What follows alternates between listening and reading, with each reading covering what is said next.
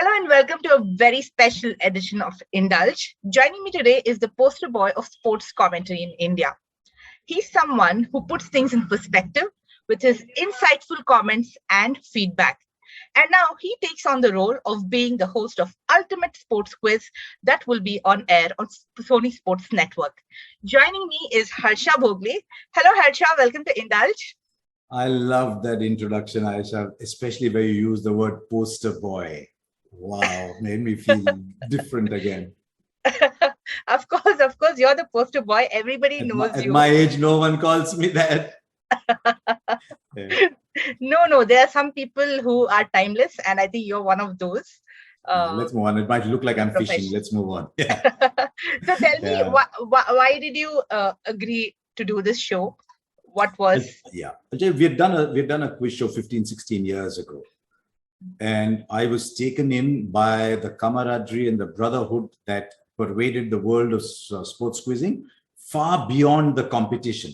Whereas, because these are 14, 15-year-old kids who are going hard at each other, literally like a contest, matching their wits against somebody else. But they created friendships that remain 15, 20 years later. But what it also did was, for a lot of people watching, that became a cult program.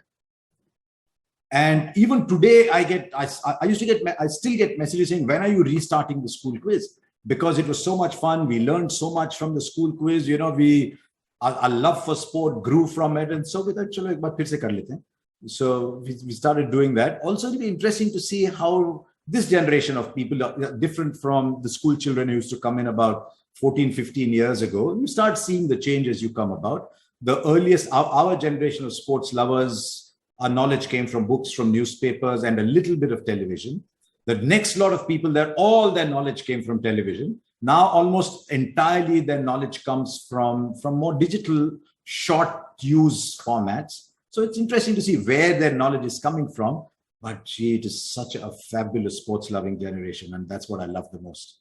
In fact, that is what I was thinking, because knowledge is so easily available, and we have something called a WhatsApp university where a lot of facts and figures get circulated. So sometimes they're true and sometimes they're not, so we need to be very careful about what we read. Here's a message for all of you: if you get a sports forward on WhatsApp, please check it carefully before sending, because we are all now media houses. We are all media entities. Every individual is a media entity, so don't forward unless you know it's true. It becomes Aisha forwarded. No, I don't forward any messages. So tell me, how challenging is it for someone who's preparing for a quiz, especially at an age where they are absorbing everything that's around them, that growing up years. So how do you think today's generation is kind of impacted by this outburst of knowledge that is happening around us?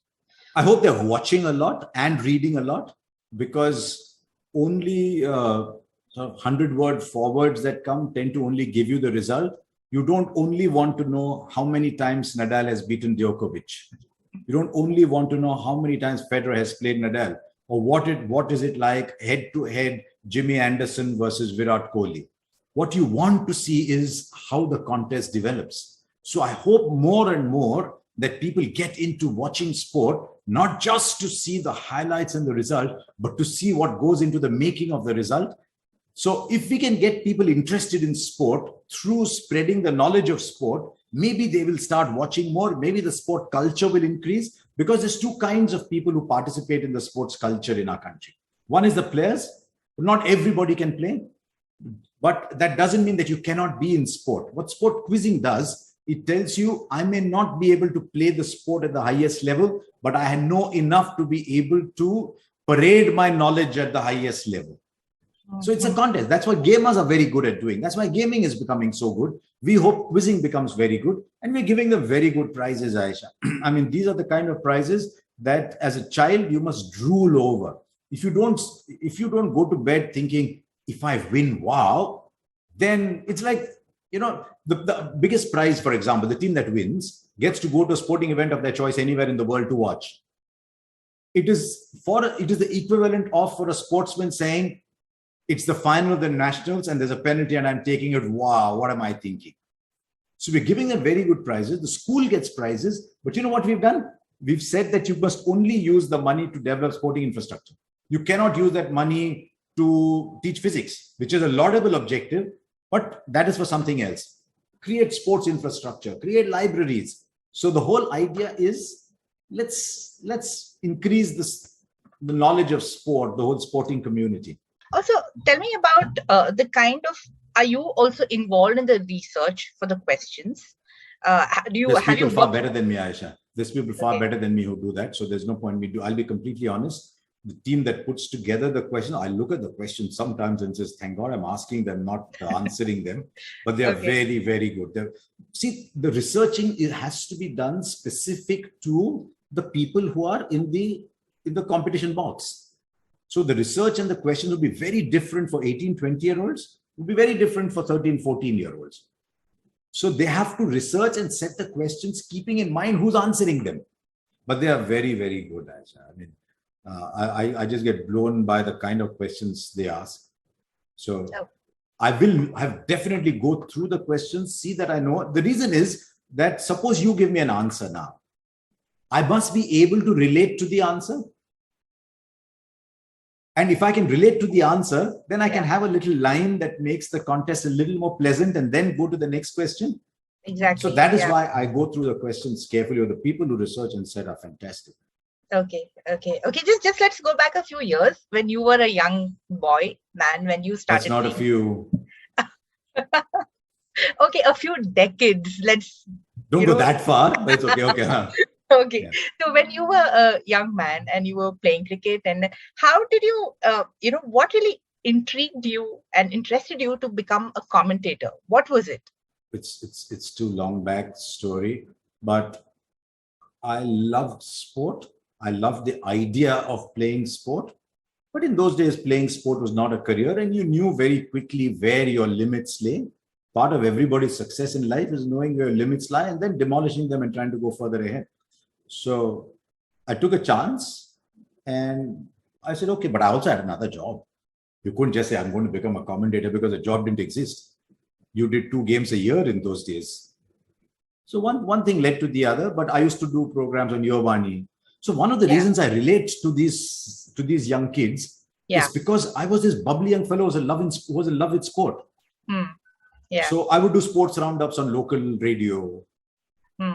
When local TV started doing a sports roundup, I started going on to local TV to do sports roundup. So one thing led to the other. And then when the commentary opportunity came at a local level, I'd done a little bit myself and I knew the sport. I'd followed the sport. I read a lot about the sport because that was our only means of knowledge. Talking about sports overall, in the last few years, I think we definitely are a cricket-loving nation, and that we cannot take cricket away from our life. Don't forget, one of the highest viewed programs still is PV Sindhu's badminton game at the Olympics. Yeah, that is what I was coming to, saying there are other sports that are, coming into the limelight. I won't say coming into the limelight, they were always there, but it's just that the attention that is being given is more. Do you feel that it's because of the younger lot? I mean, also because you have interacted with participants on the show. Why do you think there has been this interest in other sports apart from cricket? Which is healthy, which is fantastic. Because I would love India to be a multi-sport country. And so our quiz is a multi-sport quiz. It's not a cricket quiz. It's a multi-sport quiz. I find young generation loves football and love them to follow more Indian football. But also because they're sports loving, they will all know about Mary Kom as much as they will know about young Nikhat, who's just won a prize, who's just won a world medal. Yeah. When the Olympics come around, they will follow Indian archery, Indian boxing, Indian wrestling because they are wedded to sport. There will always be a percentage of those that are single sport watchers, that only watch football, that only watch badminton, that only watch kabaddi, that only watch cricket. That is true. But if we can have a sizable population that is watching all sport, then we are becoming a multi-sport country slowly. I think television's got a huge role to play in that. You've got to get people interested in other sport from a young age. Yeah. So hopefully, I'll give an example. Say you're from Bangalore. Say there's St. Joseph's or there's some other school from Bangalore that's in a quiz. And you're from that school you're watching. You will also start to get interested in sport. But if you're asking as much about Sindhu and Saina and Pranoy and these people, and about Deepa Kormakar and people like those, then we will also get more and more people to follow other sport. And I think this new generation is so beautiful. This new generation loves sport, loves all sport. They will watch everything. Their knowledge of sport is infinitely superior to the knowledge of sport that my generation had. Yeah. As much as people get, kind of exposed and influenced by everything that they're watching, what do you think? What is your perspective about cricketers and other sports persons who listen to the kind of feedback that they get? Probably you have made a commentary and your feedback. How much do you think they get impacted by that? They shouldn't. They shouldn't, because if they do, they're exposing a weakness. For example, if you say that I'm a terrible commentator, do I get impacted by that in my next performance? If a kid coming to a quiz show is sledged by his colleague just before he goes on, saying, you know what, we are better than you, you don't know, will you get impacted by that? It's part of education. It's part of growing up to be able to put that away when you're performing. So one of the things that cricketers learn is forget about the previous ball. If you're 2 goals down, forget about the fact that you're 2 goals down and say, okay, now I need to win 3-0. If I'm 10 points down in a quiz, okay, here's the next question coming at me. If in a quiz show, I'm thinking, well, I'm 10 points down. If I don't answer this, I'll go 15 points down. You will definitely miss that answer because now your mind is elsewhere. Yeah. So to that extent, quizzing is like a sport as well. And we learn that in life too, that if the environment is bothering you, and if you carry that bother into your next moment, then you're weakening yourself. Yeah. But then easier said than done. Yeah, true.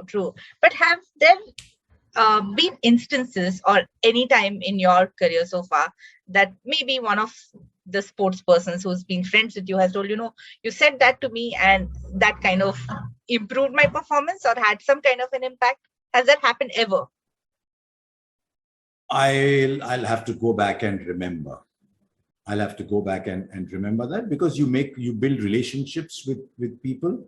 And as a media person, you will know these relationships, some are built on trust and some are transactional.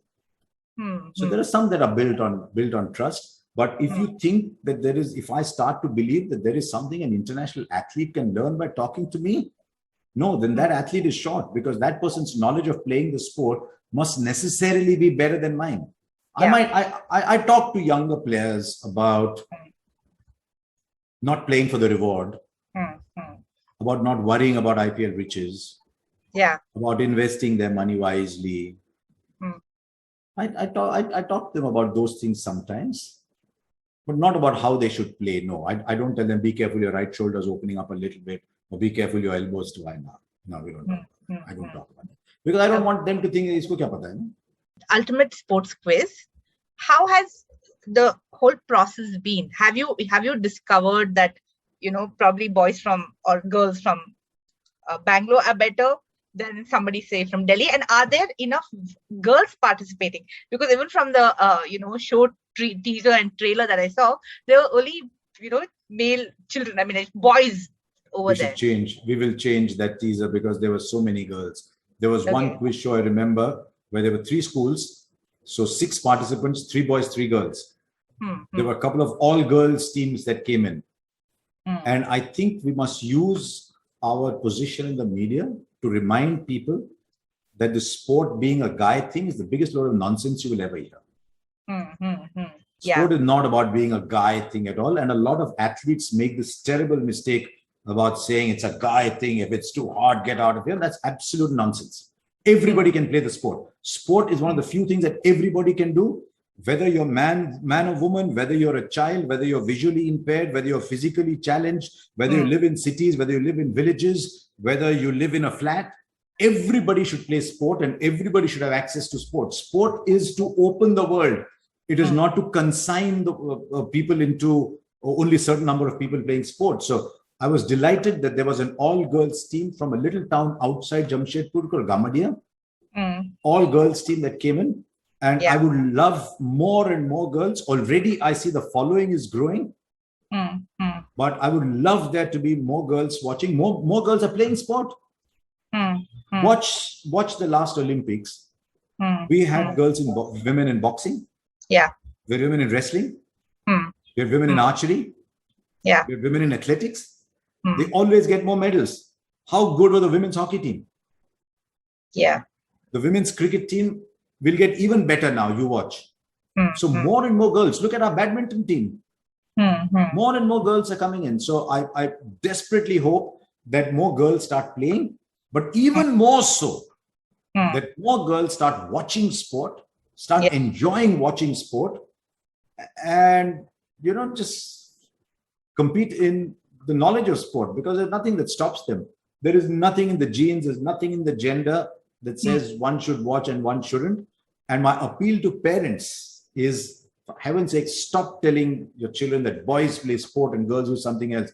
Take your girls to watch sport. Tell your girls why you should enjoy playing it and why you must enjoy following it. Not just playing it. If they can't play, it's not a sin not to play sport. Not a sin at all. But you must try and play it at every single level you are. Play with your sister. Doesn't matter. But you must play whatever level you can. And if you can't watch, one of my friends on social media is a child with cerebral palsy who watches sports so carefully, with so much love. That is when I realized there's a greater message of sport than just playing it. But what sport do you play? What do you do when you're not on air, on camera? I'd love to play sport now. I'd love to, but my body tells me a different story. But I enjoyed playing cricket. But we grew up on a university campus. So we played every single sport. We played football, we played hockey, we played hide and seek, we played Pittu, 7 stones. We played cricket, of course. We played every ball game. We put up a net and tried to play volleyball. We did long jump, tried to create a sandpit and do long jump. Growing up on a university campus in Hyderabad was the biggest blessing I could have had as a child. And that just created the love for sport. So then started playing a little bit of volleyball, a little bit of badminton. I wish I played a little more tennis, but I could not. Yeah. My interview will be incomplete if I don't ask you about IPL. How has the journey been so far? Everyone talks about IPL. And yes, but for you being there, because you're really looked up to for whatever your association, and why is MS Dhoni still so special to people? I'll tell you, Aisha. One of the problems with talking about IPL is this monster that is doing fantastic things for our cricket. Not just taking people above, raising the level of their life, raising families. You know how many families the IPL has raised, but also to make them better cricketers just through the sheer knowledge around them in the IPL. The IPL is the world's finest congregation of knowledge. But the IPL also buries things. And the moment you talk about the IPL, you start burying everything else around it. And I would be disappointed if the fact that we're getting these wonderful, young, competitive children in an aspect of sport, I wouldn't want their achievement to get buried under talk of the IPL. So if I tell you about MS Dhoni, the story will be about MS Dhoni, not about this lovely school from Jamshedpur, or not about this young kid who's in a tiebreaker or has to answer the last question to win, and they're facing the same pressure as MS Dhoni playing the last ball to hit 4 to win, right? Yeah. Except that they are 14 and he's a champion who's done it so many times before. Yeah. But it's the same thing. So yeah, I mean, Dhoni's been fantastic for sport because Dhoni has inspired a lot of people to play sport. Dhoni has told people, you're from Ranchi, you can be the best in the world at what you do. And I hope the new generation coming through, as I was telling somebody, people from Muradabad, from Bhilwara, from Salem, from all these towns, from Gulbarga, from Hubli, from all these towns coming up saying, I don't just want to be the best in India, but I want to try and be the best in the world, and sport can take you there. Look at we've got a couple of long jumpers coming through. Yes. Who are setting marks that, and I'm saying, wow, Indian long jumpers jumping that much. Yeah. And I wonder if they know of Anju Bobby George. I wonder if they know of TC Yohanan. And that is what the quiz will do. The quiz will talk about Anju Bobby George and TC Yohanan and about these new athletes coming through. So Quizzing is fantastic. So is IPL. Oh, It's not one okay. versus the other. Okay.